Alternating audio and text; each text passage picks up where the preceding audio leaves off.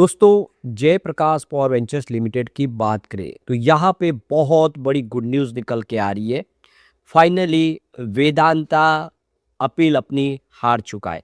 यानी एनसीएलटी में भी अदानी ग्रुप की बिड थी उसको मंजूर कर लिया गया है, उनकी जीत हो चुकी है। इसका मतलब अब जेपी पावर भी वेदांता ग्रुप की बजाय अदानी ग्रुप का हिस्सा बनने जा रही है, इस पे मोहर लग गई है। तो पूरी अपडेट क्या है, किस तरह से ये फैसला है, उसको जानेंगे।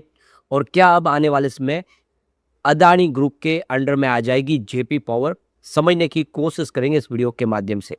क्वार्टर 4 आने वाला है, क्या उम्मीद कर सकते हैं क्वार्टर 4 से, वो भी जानेंगे इस वीडियो के माध्यम से।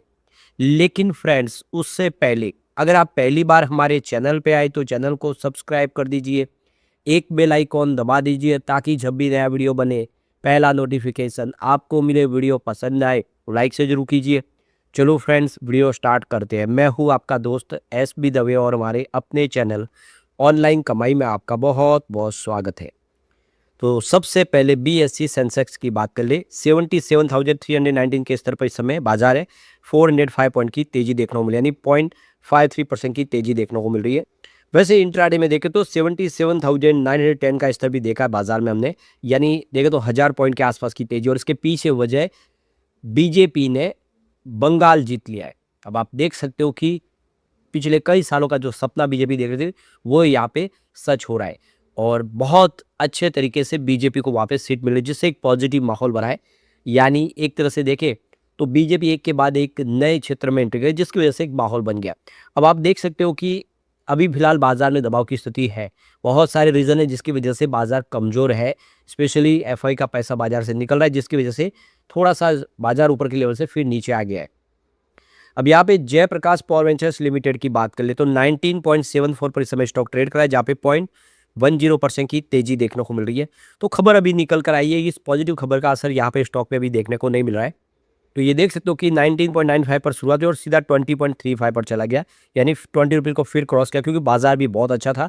लेकिन अब बाजार ऊपर के लेवल से जैसे नीचे थोड़ा आया तो इस वजह से ये भी फिर से 19 के आसपास आ गया। तो 12.52 का इसने लो बनाया हुआ है पिछले 52 वीक का, वहां से ये 20 तक पहुंचा, बहुत अच्छा बेहतर प्रदर्शन किया। लेकिन अभी 27 तक इसको पहुंचना है, तो उसका 52 वीक का हाई बना हुआ है।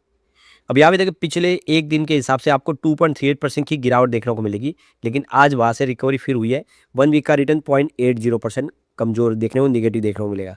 लेकिन 1 मंथ का रिटर्न बहुत ही बेहतरीन है, करीब 40% की इसने जंप लगाई है। जबकि 3 मंथ का रिटर्न करीब 30% के आसपास पॉजिटिव है। और पिछले एक साल में 35% की इसमें तेजी बनी है। 3 ईयर का रिटर्न तो 237% के आसपास है, जबकि 5 ईयर का रिटर्न सीधा 526% है। कुल मिला के देखें तो इस स्टॉक ने काफी अच्छा रिटर्न दिया है लोगों को। तो ये देखो कि जेपी एसोसिएट के मामले में एनसीएलटी ने वेदांता को करारा झटका दे दिया है और अदानी के रिजोल्यूशन प्लान को हरी झंडी दे दी है। तो वेदांता की याचिका को रद्द कर दिया गया है, जिसमें उन्होंने जेपी एसोसिएट को अदानी इंटरप्राइज को देने की जो सीओसी के फैसले को चुनौती दी थी, लेकिन फाइनली वो एनसीएलटी में हार चुके। मतलब साफ है कि अब ये सारी की सारी जेपी एसोसिएट की संपत्तियां है वो अदानी को ही मिलेगी, क्योंकि सुप्रीम कोर्ट ऑलरेडी पहले ही इस मामले को खारिज कर चुके हैं। उन्होंने एनसीएलटी में जाने को कहा था। एनसीएलटी पहले ही इसको मामले को देख सकते हो कि अदानी के फेवर में दे चुके फैसला। अब कोई चांस नहीं है। इसका मतलब यह है कि वेदांता का यहाँ पे अब कुछ नहीं होने वाला, ये कंपनी अब अदानी ग्रुप की होने जा रही है। तो देखो कि आज मंडे को वेदांता और अदानी ग्रुप का मामले को लेकर एक काफ़ी बड़ी जो खबर है वो चर्चा का विषय बन गई है। कंपनी को उस समय झटका लगा जब national company law appellate tribunal यानी एनसीएलटी ने उसकी याचिका को खारिज कर दिया, जिसमें जयप्रकाश एसोसिएट की कंपनियों को लेकर कमिटी ऑफ क्रेडिटर्स के फैसले को चुनौती दी गई थी। तो अदानी ग्रुप ने यहाँ पे बाजी मान ली है। एनसीएलटी के इस फैसले के बाद जयप्रकाश एसोसिएट के अधिग्रहण को लेकर अदानी समूह का रास्ता साफ हो चुका है। साथ ही इस फैसले में ट्रिब्यूनल ने सीओसी की बुद्धिमत्ता को भी सही करार दिया है, यानी उन्होंने सही समय पर सही फैसला लिया है। क्योंकि सिर्फ पैसा ज़्यादा मिलना जरूरी नहीं है, पैसा कब मिलेगा, किस रूप में मिलेगा, वो आवश्यक है। इसके अलावा ट्रिब्यूनल ने यह भी कहा कि निर्णायक प्राधिकरण, यहाँ पे देख सकते हो कि उसके आदेश के पारित आदेश में हस्तक्षेप करने का उनका कोई इरादा नहीं है। इस फैसले से जेपी समूह के दिवाला समानन प्रक्रिया को और मजबूती मिलेगी। इससे पहले जेपी एसोसिएट के जो फाउंडर है मनोज गौड़, उन्होंने भी कहा था कि सीओसी ने सही फैसला किया है। जो उन्होंने अदानी ग्रुप की डील को मंजूर किया है। यानी कुल मिला के सभी इसके फेवर में हैं। सारी के सारे जो लेनदार है वो भी फेवर में, सिर्फ वेदांता इसके खिलाफ था। उसको लगता था कि उनकी बोली ज़्यादा थी, फिर भी इनको मौका क्यों नहीं दिया गया। लेकिन अब यहाँ पे सारा का सारा क्लियर हो चुका है कि अब ये कंपनी अदानी ग्रुप का ही हिस्सा बनेगी।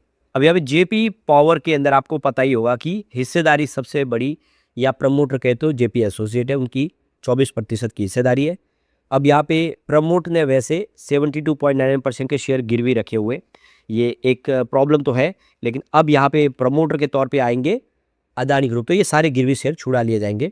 फिर प्रमोटर की होल्डिंग 24% हो सकता है, इसको और बढ़ाएंगे, किस तरह से बढ़ाएंगे वो तो रास्ता देखना पड़ेगा। लेकिन ये 24% की जो प्रमोटर होंगे अब वो अदानी ग्रुप होंगे। एफआई और एफपीआई की होल्डिंग यहाँ पे अच्छी खासी इंक्रीज हुई है। 6.51% की होल्डिंग थी Q3 में, जो देखिए 4 में 6.5% तक आ चुकी है।